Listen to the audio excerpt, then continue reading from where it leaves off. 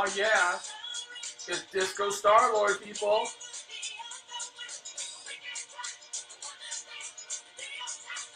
Oh yeah, special Galactic episode of me, Jack, and the Short Box. Star-Lord special, people.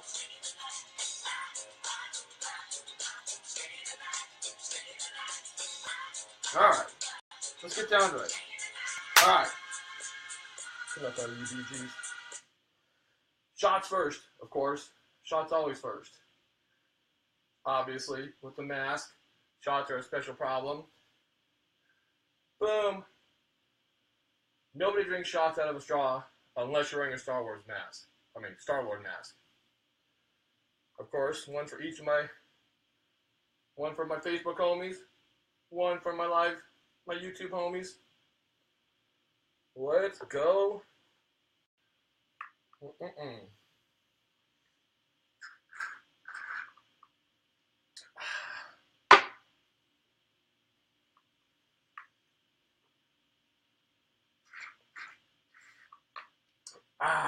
right. Get the show started. As I said, it's a special Galactic episode of me and Jack in the Short Box. Got my Galactic Short Box, people.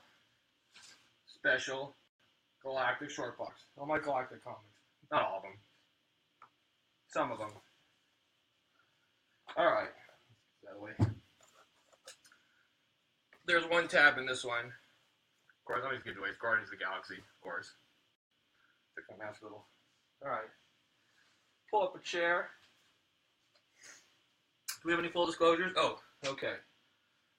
Ooh, we'll take this hat. This is all hot. Ooh, alright. We'll hang this here. First full disclosure, I had 3 shots before today's show. So we're well into 3-something. Remember the rule. If the wife asks, 3-something's all you had. Got it? Alright, cool. Get your mask out of the way. Alright, so many of you, most of you, some of you, all of you should have seen Guardians of the Galaxy Volume 2, or at least Volume 1. So, not surprisingly, it was a huge success. So, of course, we're going to go through some boxes, some Galactic-related comic books. Before we get to the Guardians of the Galaxy, because I know that's what you're all waiting for, we'll start off with some early other stuff. Alright, technically, start with the Eternals. Number 1. Jack the King Kirby goodness. Yep. If you saw, for those of you who don't know, the first Guardians of the Galaxy, that big giant head, it's called Nowhere, K-N-O-W, Nowhere. That was a Celestial. If you saw Guardians of the Galaxy 2, Volume 2, Kurt Russell's character called himself a Celestial. They were kind of they would actually appear in number 2 of this issue. The Eternals first appear, but they're like these great beings who were before time started, blah, blah, blah. They made Inhumans, Eternals, people, all that stuff. But this is kind of where that whole idea started, right here. And of course, who else would have started something like that but that Kang, Jack Kirby. Alright. So that's what that is. First appearance of the Eternals. One of my all-time favorite characters. Let me bring out these in order. Aaron Stack. Machine Man. X-51. What? This is a Steve, I think this is a Steve Ditko character. No, I'm sorry. This is another Jack the King Kirby character. Love this character. Okay, so this character is a badass version of Inspector Gadget. Because, I'm sorry, Inspector Gadget was a tool. A tool. Get it? Tool. You know what? Hold on a minute. My Facebook people can't hear me at all. Let's fix this up. Oh, so my other disclosure, full disclosure, if I can get this going. I got, on the recommendation of a good friend of mine, John Neese, I got a microphone. It is a snowball. Snow. But it's my new microphone, and I completely forgot to put it on before I started my YouTube. Duh. Way to go. I plugged it when I was getting everything ready. Last time I cursed when I was setting stuff up and it came across. So, anyways, so going back to Machine Man. So this is his first appearance. This is a comic book called 2001: Space Odyssey, obviously based on the comic book 2001: Space Odyssey. The movie and the book by Arthur C. Clarke. But this character had absolutely nothing to do with the story of 2001: Space Odyssey. He was called Mr. Machine in this, X-51. He became, like I said, he was a cool version of Inspector Gadget. Inspector Gadget, like I said, was a complete tool. This is good. He came out in 1977. Inspector Gadget came in 1983. And basically the same idea, but a badass idea. He's a robot who can turn himself into weapons, make himself into different types of weapons. That was Jack Kirby. So popular, he was in a couple issues of this comic book, which got canceled soon after, and he got his own book, and they made him Machine Man. So he's called Machine Man at that point. Still Aaron Stack, that was his human version, and he had this weird-looking human version of himself to make himself look human, but I think he called human flashbacks. He felt that he was a little better, but he was still a good guy. He was in a storyline called Next Wave, which was a pretty cool little story. I think it was last episode, we talked about Devil Dinosaur, and all this crap was going on with these characters in this book. And if you're reading Next Wave, stop, spoiler alert. But Devil Dinosaur turned out to be the bad guy. He was a monocle-wearing, suit-wearing, run-the-mill bad guy. He was the one causing all the problems in that, which was hilarious. Hilarious outcome for that story. But Machine Man, I guess he's galactic. Because this is 2001 Space Odyssey. What's more galactic than that, obviously? So, there's that. Let's see what else we got in here. Ooh, yeah, this is a good one.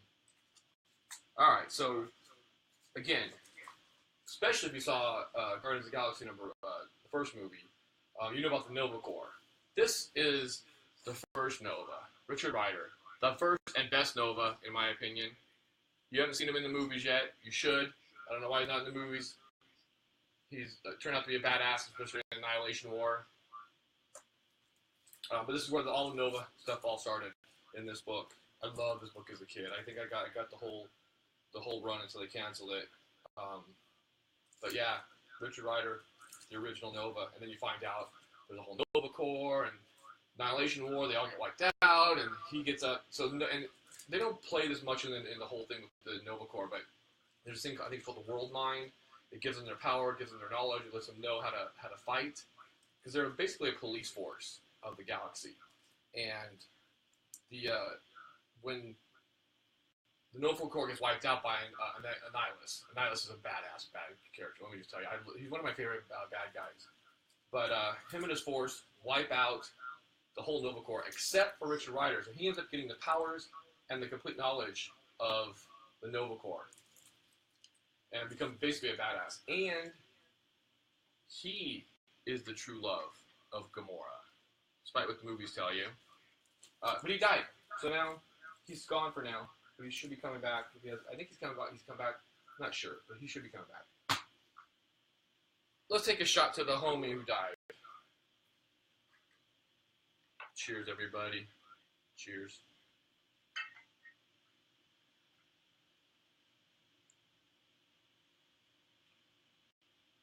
Skull, cheers, mud in your eye.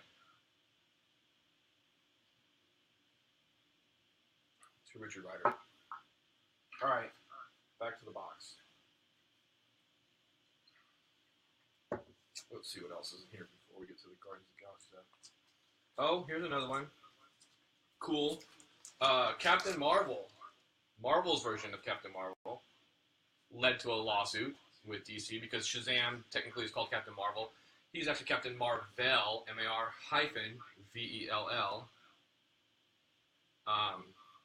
So this is his first appearance. He was a Kree soldier sent down here to keep an eye on us, and he ended up falling in love with humanity or whatever. And then Carol Danvers, who was Ms. Marvel, is now Captain Marvel. She first appeared in this book. This is, This was Marvel Superheroes number 12. That's the first Captain Marvel from Marvel. Excuse me.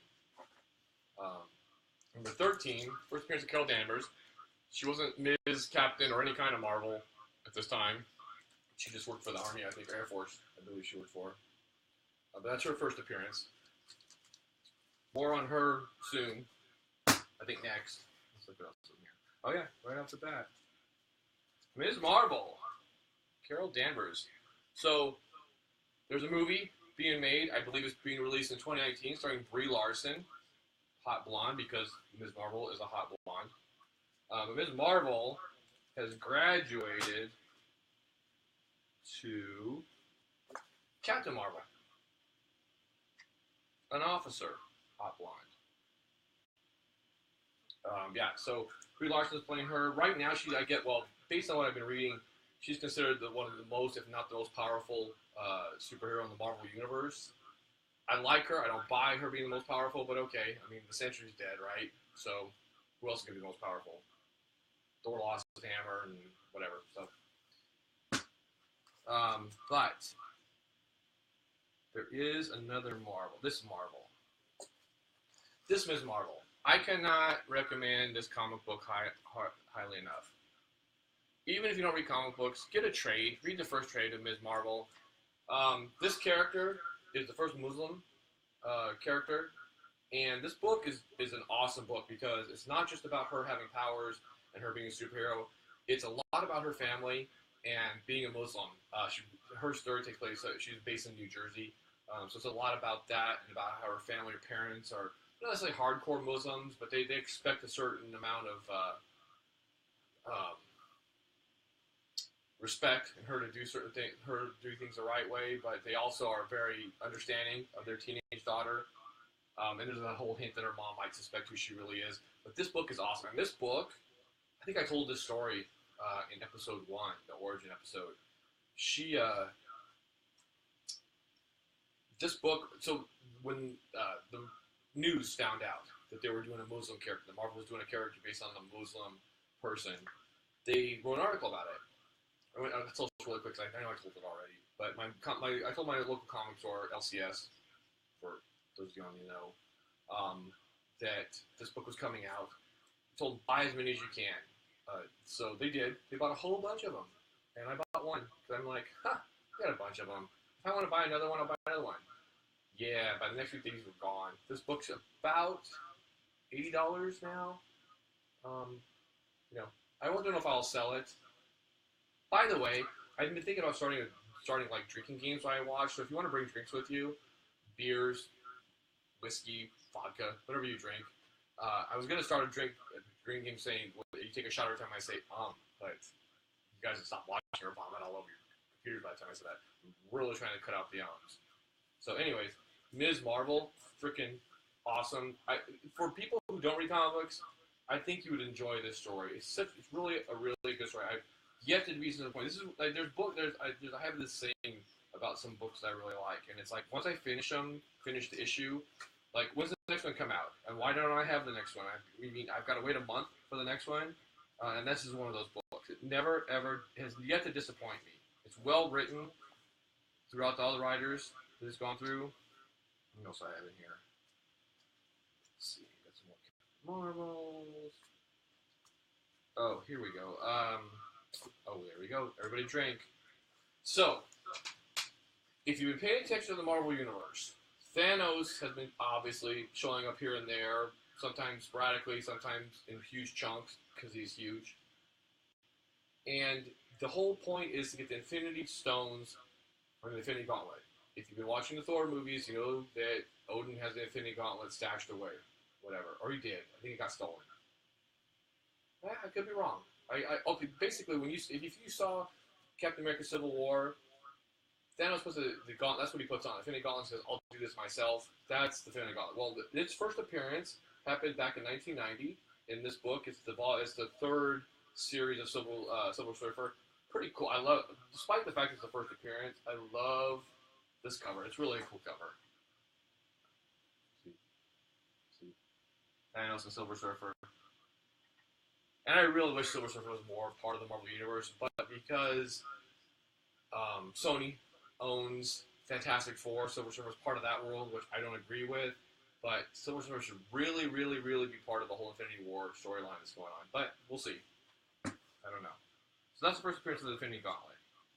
What else is in here? Okay, here we go. I'm going to show you this stuff.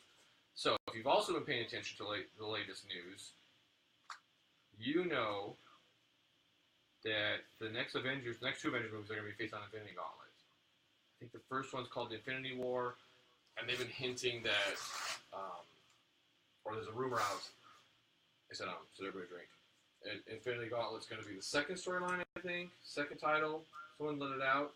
These are the books. These books. Look, this is how many books tell that story. And there's an omnibus you can get, but because they showed the omnibus in the surprise trailer, now it's like $200, so it sucks. But so if you get the books, I'll tell you, on a speculator level, I've got all the books. So here, let me show you. I got the two Thanos books. We'll switch off here. Boom, boom. They kind of tell the story of Thanos and his quest for the Infinity Stones. And then there is the 6-issue Infinity Gauntlet storyline. I really like this cover. This is #1. But there's 6 issues altogether of this that tell the Infinity Gauntlet War. And this is cool. Badass. One thing I don't know if it's made clear in the book, Thanos is basically, he's about death. He loves death. Death is his thing. Death is his mistress. He literally is in love with death. And death is an entity in the Marvel Universe. Death loves him back. Him and Deadpool, and that's a whole other story. I think we'll get to that in a second.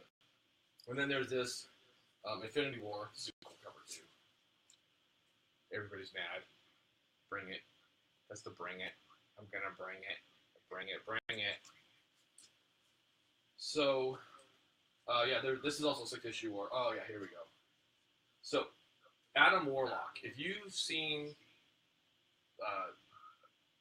Guardians of the Galaxy Volume 2, and I'm not giving away anything in this. One of the 5 different little epilogues shows, and the bad guy should, I'm gonna name him Adam, whatever, and he becomes Adam Warlock. That's this guy. I think I showed you Adam Warlock last episode. Well, he has a counterpoint called counterpart or negative part of him or opposite of him called the Magus. Magus gets the Infinity Gauntlet and the Infinity War. That's a cool cover too. Freaking evil ass Magus. Yeah.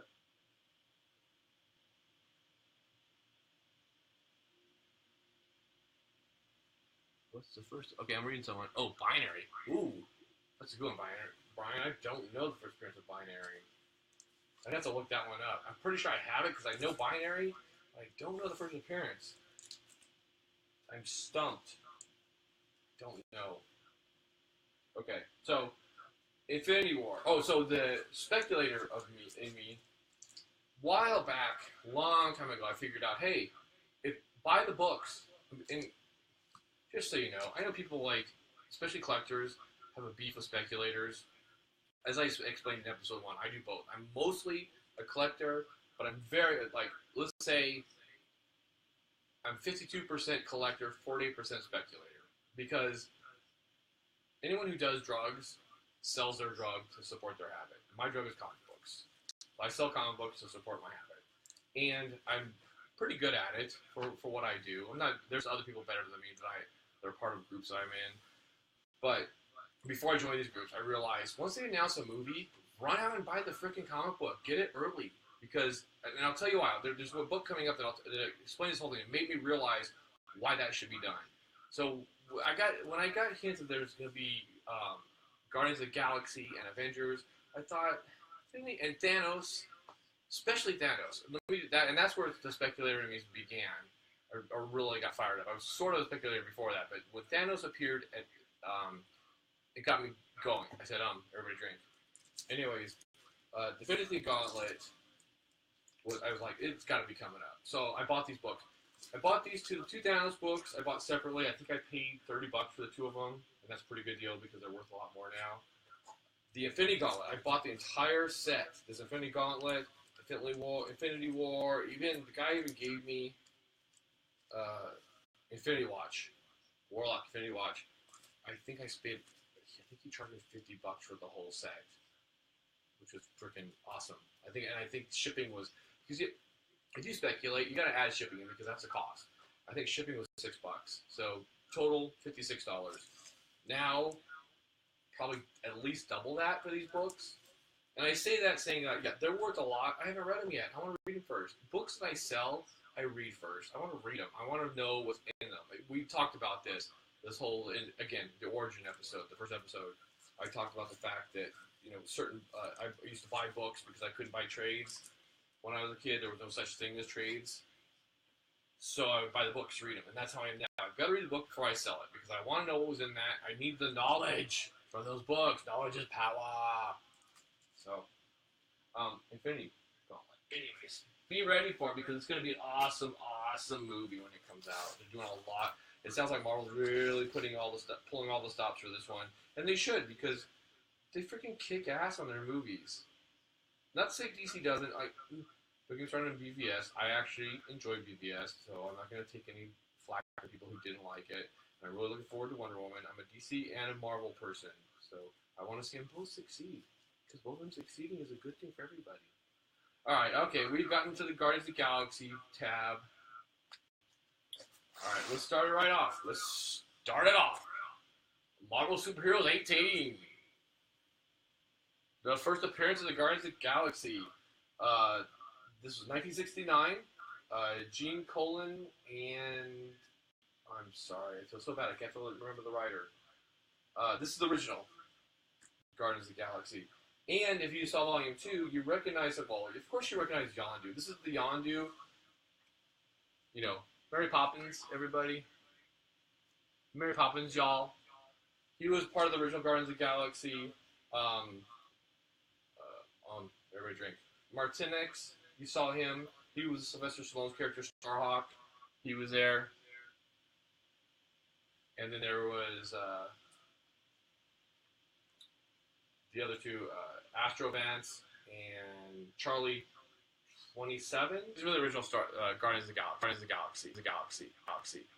Everybody rushed out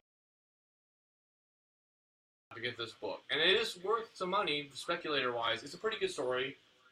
It's not as good as the current Guardians of the Galaxy, because Guardians of the Galaxy, the current Guardians of the Galaxy, comic book-wise, came up through Annihilation Conquest. And let me just say, freaking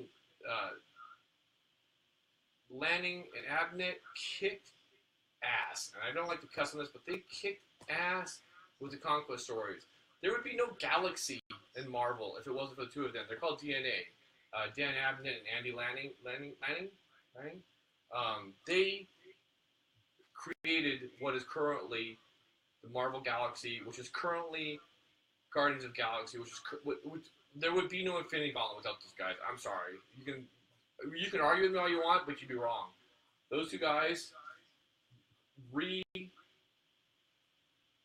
brought back the Galaxy. There was the Marvel Galaxy characters were like B characters, and when Annihilation started, Annihilation was a freaking badass story. Read it, because the end of that story, and I'm not going to give it away, with Nova confronting Annihilus at the end of that was awesome. And then Annihilation Conquest created the Guardians of the Galaxy, and it went from there. So you can't. I don't know how much the books are, because obviously there's a couple of them that might be a little expensive. But get the trades, read it. So first, this is what created a multi-billion-dollar industry. That's what you can make fun of comic books all you want. Billions of dollars, people. Billions. Okay? Not millions. Billions. All right. So it's no joke. It's a business. And it's fun. Guardians of the Galaxy. All right. Let's go back into this. Dive back into this. I'm going to skip ahead. I'm going to skip ahead and I'm going to come back because I've got these in a certain order that I like, that you might not like, but I don't care. Alright, I'm going to go to a book that everybody wants, needs, and was spurred by, okay, Avengers, the first movie. It was funny. People who I knew who were into comic books were like, and people who weren't into comic books were like, what?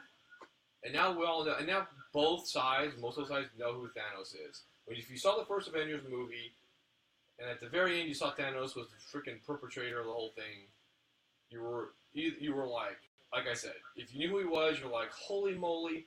If you didn't know who he was, you're like, who is he? And explain to me. And now everybody knows who he is.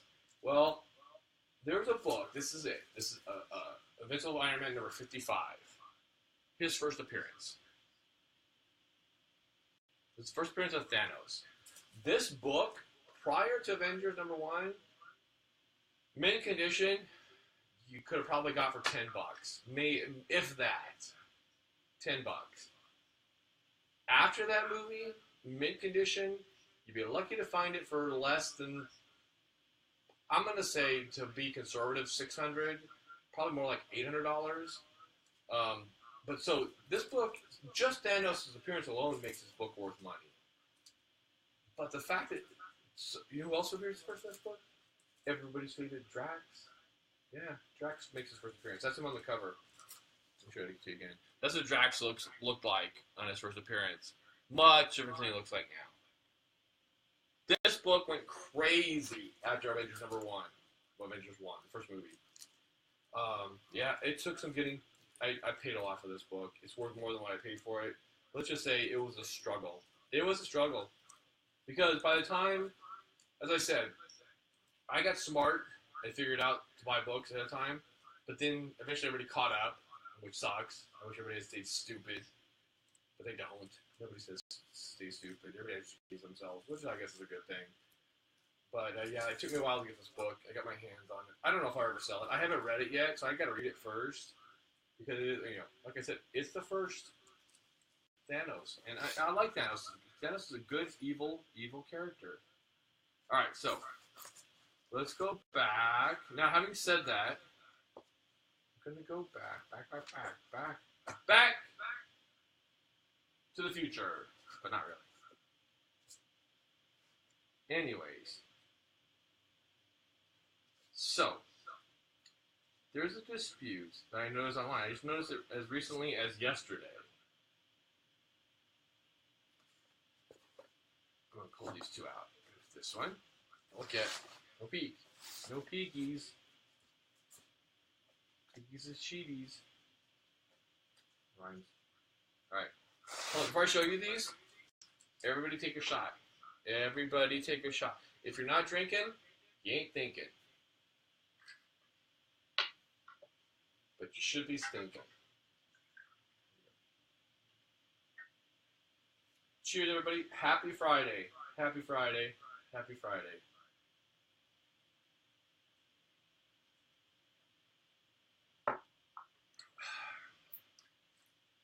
That's good. It's really good. Really, really good.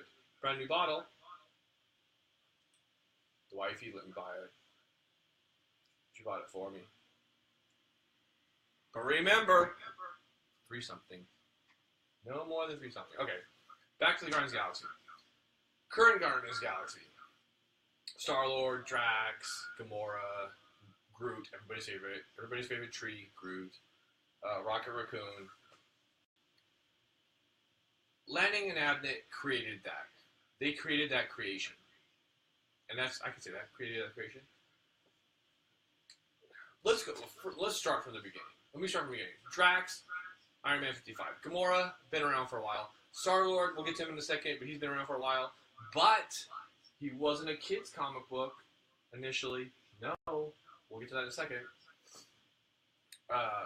Groot and Rocket. They're our thing. So Groot first appeared in a comic book, I believe it was 1966. It was called Tales to Astonish. It was issue number 13. Back then, Marvel Comics used to do a lot of science fiction horror books because they were so somewhat popular. And a side note, I don't know if I've told this before, I don't know if this is in the origin episode, I originally started collecting horror comics. That has nothing to do with the story, but I thought I'd say that. Anyways, I said, everybody drink. So, Groot appeared in Tales of Science number 13, which at the time was science fiction slash horror, somewhat horror comic, but mostly sci-fi. You know, aliens come to Earth, aliens want to conquer the world. Type comic book, and there was a character called Groot, and he came and he was a tree, and he tried to conquer the world. And the funny thing, you know how they got rid of him? And I thought fire would be good, but apparently fire didn't work. They tried fire, it did not work. I forgot why. I had the book at one point. When I had all the first appearance of all the original Guardians of the Galaxy at one point. But the way the character in there got rid of Groot was termites. Yes, because termites eat wood, and he just sicked the termites on Groot before you could take over the world. So that's 66, maybe 65, but I'm pretty sure it's 66. Then he appeared later on as a bad guy in a Hulk annual. I want to say it was Hulk annual number 8 and 9, but I'm not sure about that number. But he was a bad guy. He was in a group of bad aliens who wanted to beat the Hulk, and of course, that didn't work out because Hulk is the strongest one there is. Anyways, everybody drink, because I said So don't drink, because I don't want you to miss the rest of the show, be vomiting all over the place. So along comes Lanning and Abbott, and out of the blue, pretty much, and I would say out of the blue, seriously, because I can't really think of when Groot would have appeared otherwise. I'm really trying to find something here. I talk to you. He was created as a sidekick to Rocket Raccoon, who's another obscure character. Rocket Raccoon. So let's go really quick back to Tales of Astonish number 13. Quick speculator type story on this, and you'll love this story. I found out they were going to be doing this Guardians of the Galaxy, so I ran out, bought that Marvel's Superhero number 18. Got those. Started thinking, what else should I get? A few months later, maybe a year later, I don't think it was exactly a year, found out they were using the current Guardians of the Galaxy, which was fine because I was already collecting those, I was already reading those, but I didn't have first appearances for some of them. Ran out, I had went on eBay, did a search, found out Groot was in Tales of Astonish number 13, did a search, did a eBay-wide search. I usually do comic book searches, but I did a wide search, and found, of all things, an antique dealer who was selling Tales of Astonish number 13. He was selling that along with 2 other books. He was selling that with Tales of Astonish number 10, I think it was, and Black Magic, some obscure Black Magic book. So I bought all 3 of them, $125 I paid for 3 books. And there's a lot of people, including my mother, who discuss my mom and how she thinks I throw money away, and she's right for the most part. This time she was not right, but she's right most of the time. Spent $125 on 3 books, 3 comic books that at the time might have cost 36 cents, 12 cents each. Get the books. First of all, this guy wrapped the books in a brown paper bag. Don't even get me started. Anybody who collects comic books is probably gasping right now. Brown paper bag. But they came in decent condition, for the most part, for what they were. Let's just say they came in the condition he shipped them in. The envelope they were in wasn't bent. They were okay. So I took out, the Black Magic book had an ad cut out that actually cut out part of a story. I ended up selling that for like $35. It was a decent book. It was worth, people want those copies. Black Magic is a horror book. And I held on to the other 2. And I especially held on to the first group. Now, when the movie came out, the first movie came out, the week it came out, I put it on eBay. Instantly, like that. Put it as, for an auction. Started the auction, I want to say I started it at $500. I might have started at $600. By the time the auction was over, $825. A book I paid as part of the other 2 or 3 other books, $125, I sold for $825. That is profit, people. That's profit. Oh, I read it first. Then top, before you ask, yeah, I read it first. It was a decent book. Well, I told you, the termites ate Groot, so that's how I knew. I read the whole book. It was fun. One interesting thing about those books back then, which would never work now, because, heaven forbid people actually read, is that, I said, I'm going to drink. I got to drink because I said, I really have to stop saying, it annoys me. I want to go back and watch these videos, and I'm so annoyed at myself. So, one thing about these books is Stan Lee was very much involved with these books, and a lot of Jack Kirby and Steve Ditko, and a lot of the old school artists were involved with these books. So it was cool to read them. But one thing I found interesting was they'd have a prose story. A story that was actually just words in a comic book. Imagine just words in a comic book.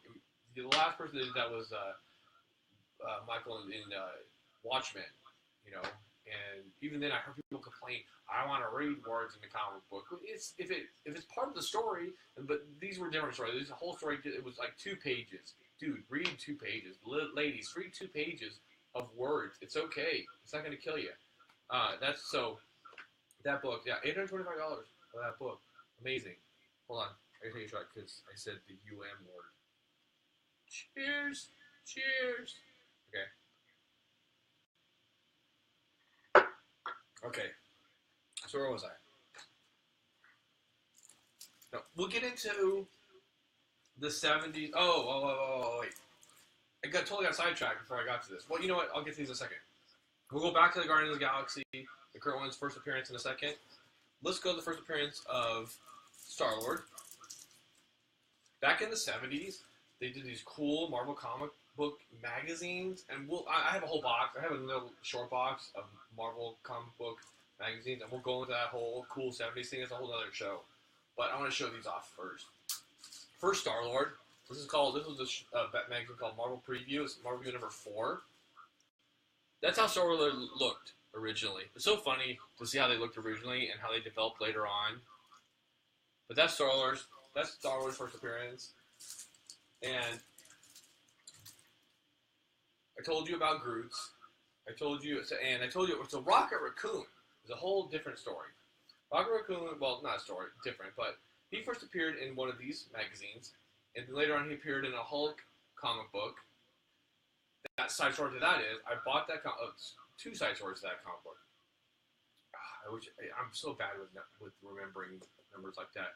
He first appeared in this magazine, and then after that he appeared in a Hulk comic book as a one-shot storyline. And when I found out he was in a comic book, I had this one already. Actually, I got this book from my dad's collection, so I'll probably never sell it because it's stuff that I got from my dad's collection means something to me because they're my dad's. So I probably hold on to this one. But another don't drink. He appeared in this Hulk book, and so I ran out to one of my other LCSs and bought it for, I think it was $3, might have been $2.50. Ended up selling it eventually for like $50, but I held on to that. So that's technically his first comic book appearance, but his first appearance and these are really comic books, but people call them magazine comic books, whatever, was in this other book. So first was this Marvel Preview number 4 for Star-Lord. I showed you that one.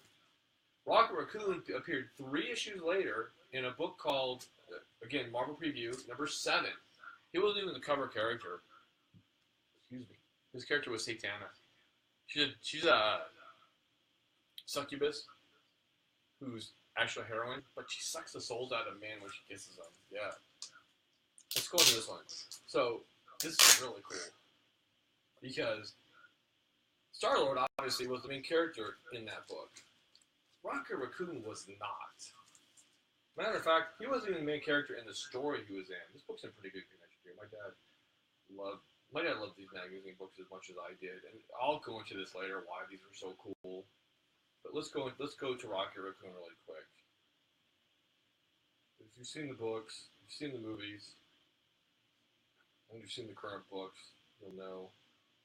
So find a good shot of him here. And yeah, I guess there's a good page here.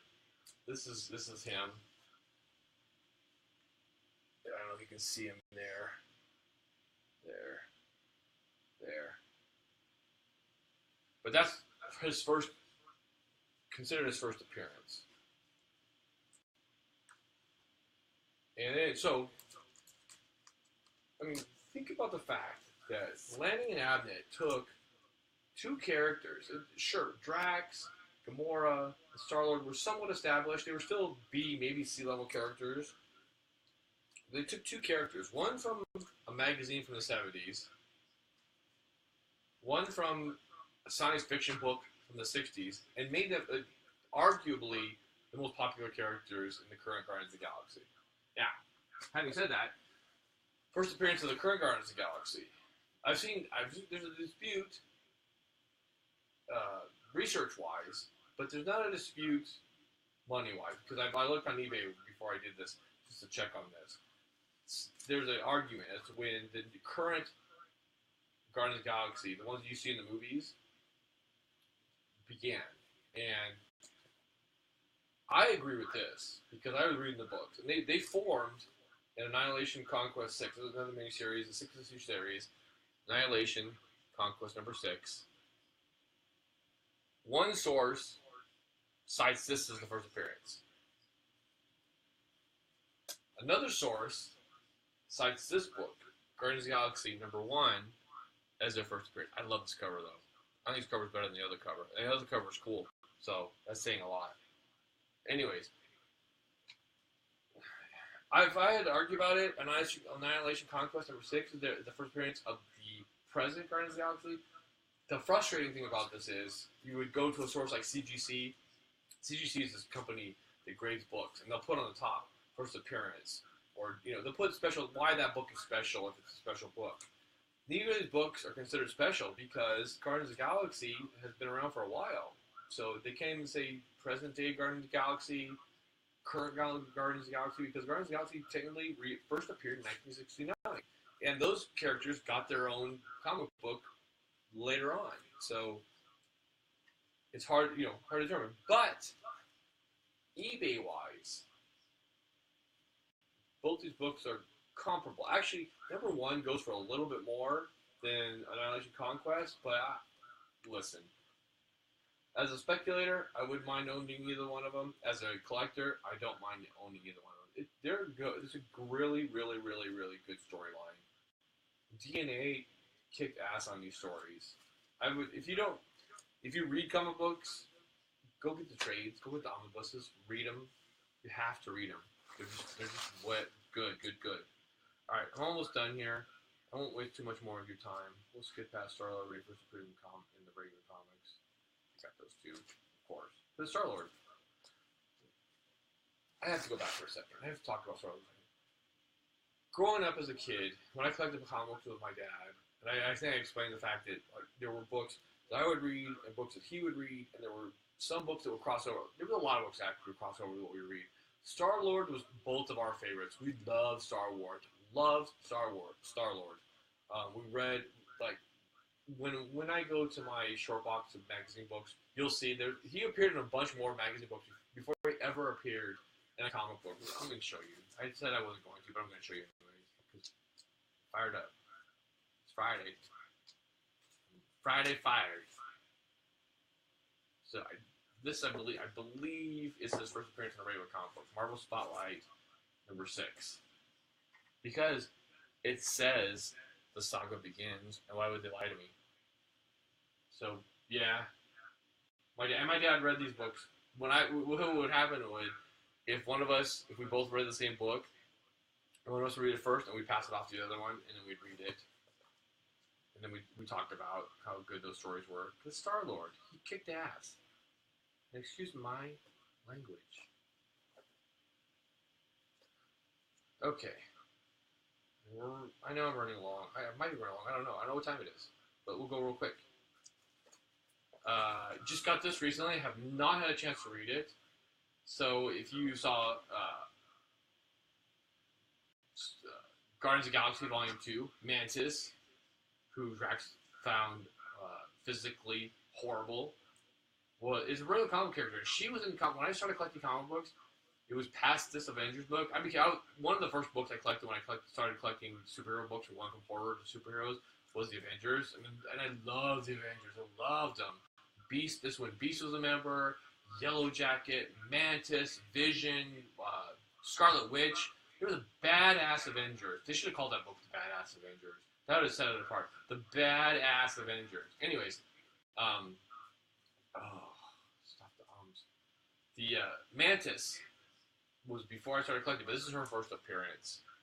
I have not read it yet. I really want to do it. Mantis is a completely different character in the comic books than she is in the movie. And I know I read an article recently about the creator of Mantis, not being happy how she was portrayed in the movies, and I get where he's coming from, but and knowing both creations, I like both of them. I just think Mantis in the movies is different than the movie than the comics. She's from a different dot XXX whatever. She's a different Mantis. So this one is the first Gamora. Everyone knows Gamora. Her first appearance. I haven't read some of these. Listen. Let me just tell you. I'm behind the current comic books. I have not got to my old comic books yet. But I will guarantee this. If and when I sell any of these comic books, because, again, 48% speculator, I'm going to read it before I sell it. Oh, this is cool. These are cool. Sylvester Stallone. Rocky dude. Adrian. Anyways. In the movie, I don't know if it's made clear, he's Starhawk. He's one of the members of the Guardians of the Galaxy. Not the original members, but early members. His first appearance. And they still got my sticker on here because I just bought them recently. I just bought them recently, but I got a really good deal on them.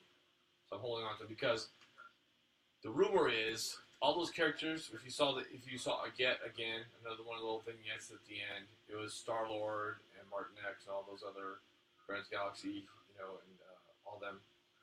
They are going to appear at some point or have their own movie. I doubt they'll have their own movie. I think they're going to be a big part of the Infinity War / Gauntlet. But this is his first appearance. The first appearance is 27, and the first full appearance or cover appearance is 28. So, see? He's on the cover of 28. That's what he's supposed to look like. Obviously, not only does not look like that, it doesn't look anything like Sylvester Stallone. But I'm good with it because it's Marvel, and I'm okay with it. Let's see what else I got. Rounding it up, I think we're almost done here. I showed you that one. Okay, going back to Iron Warlock. Last episode 2, we were going with the Fantastic Four. I showed you him, Cocoon. I talked about Iron Warlock. This is what he looks like in the comics. I think I showed you what he looked like. Oh, I think I showed you the Marvel premiere in episode 2. This is what it looked like right after that Fantastic Four episode. This is Thor 165. Boom. Like an Adonis type character. I don't know if you remember what he looked like last time, but he looks nothing like this now. But that's Thor 165. That's where his first full appearance. Oh, here. I can show you what it looks like now. This is him. Yeah. This is Strange Tales 178.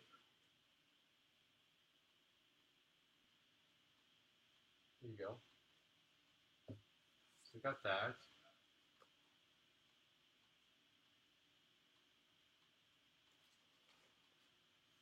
Oh, Justin, I do have a microphone, but it's on the YouTube channel. I can only put it on one. My friend Justin told me about how I need a lav. I do need a lav. Lav would be cool. Lav. I love everybody. Because everybody's my friend. Let's see. Oh, I said Sorry, everybody. This is what Eagle really looked like the first time he appeared. One guess who first drew Ego, the Living Planet, Kurt Russell's character in Volume 2. One guess is all you get. Yep. Check the king. So I was wrong. That last one that I showed you, I was so wrong. I was so wrong. Let's go back. This that I claim to be Gamora is actually Nebula's first appearance. Nebula, her sister, the blue lady with the bald head, that's her first appearance. Freaking awesome. I like that cover. That's a decent cover. It's Avengers. This is the first appearance of Gamora. It's not even a cover, but there's Iron Warlock fighting some dude with a green head and arms coming out of his head. This is Strange Tales number 180. That's her first appearance. When I found out, I think I told you this. I did tell you this. when I found out about the new Guardians of the Galaxy and who's going to be in it, I ran out and got all their first appearances. Not, accuse me of being a speculator and, gouging, blah, whatever. I wanted to read them. I'm still, that young Larry's still in me. I can get the trades, sure. Are the ads in the trades? No. Is the letter column? Maybe. But you know what? I want to read the book itself. So, there you go. Don't judge me. Okay, we'll conclude this really quick. Really quick. This is the last part. We'll end here. When I was a kid, before the Infinity Gauntlet, the Infinity Stones were out there. We knew them. We knew about them. They were out there since the late 70s, early 80s. But there was no Infinity Gauntlet. It's like I explained, the Infinity Gauntlet didn't show up until 1990. At least 10 years since I started collecting comic books. But the gems were out there. And let me just tell you, this storyline was amazing. This storyline where Thanos was trying to wipe out the Avengers, and he killed Adam Warlock and his friends. He killed Gamora. He killed everybody. This storyline, this, Avengers Annual number 7 and Marvel 201 number 2. Let me just tell you, as a kid, and I am ashamed to say this because I don't like crying, but I'm not ashamed to say this. This storyline brought tears to my eyes. This was an awesome, awesome story. By the end of this story, the Avengers storyline, freaking Thanos had captured all the Avengers, put them in stasis, and it was like, and the Thing, and got the Thing too, and put him in stasis in his little spaceship, and was gonna like destroy the world, or take over the world, or destroy the universe, whatever it was. He was doing it, and he said, who cares about Spider-Man? Spider-Man's just a freaking puny little human with some powers he got from a spider. Let me reiterate, people. I'm a Spider-Man fan. And how dare Thanos underestimate Spider-Man? Because freaking Spider-Man, without great power, with great power comes great responsibility. Right, people? Right? So, I gotta take a shot. I gotta take a shot right now because I'm emotional. I'll tell the story in a second. Because this story is awesome. I love one of my all-time favorite stories in comic books ever. Right. To Peter Parker.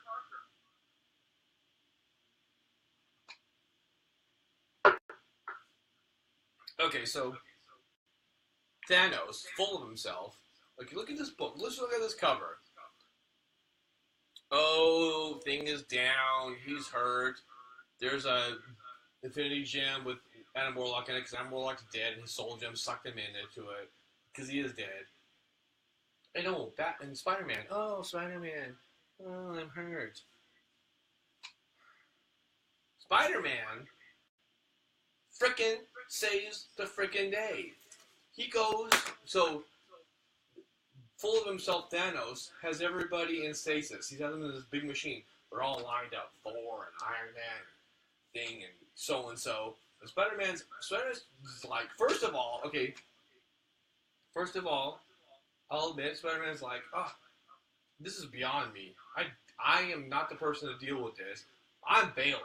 And he starts to bail. And then he's like, if I bail, who else is going to stand up and deal with this baloney? So he goes back, and he's peeking down, and he realizes what he has to do. And what he has to do is most likely sacrifice himself.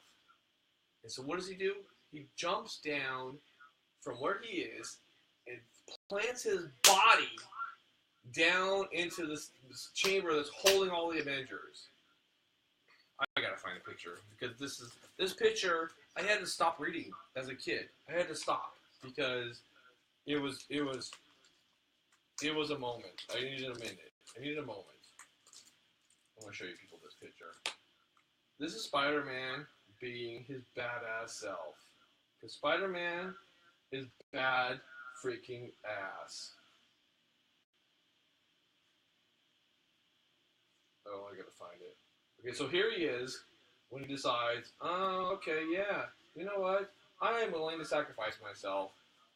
because the world and everyone else is danger. See it? See it? See it? Because Spider-Man is badass. And he releases everybody. We gotta find. And there's this cool picture where you're just like, oh, come on. Seriously, Spider-Man? Oh, I can't find it. Let me find it. I thought there was a better picture of that here. I could be wrong. Maybe it's my imagination because, it's Spider-Man and I can get carried away. Spider-Man and Batman will get me emotional. I will need a moment with that. Oh, here it is. Oh, I think I showed it to you. Oh, you missed it. It wasn't this picture. If you look on this right here, this picture here, I show you, Spider-Man looks dead. He's freaking sacrificed himself. Look. Look at him. Look at Spider-Man. In that bottom column. Look. See? Spider-Man has sacrificed himself to save everybody, all of us. Yeah, so that was a moment. And then they end up defeating Thanos. End of story. So, anyways,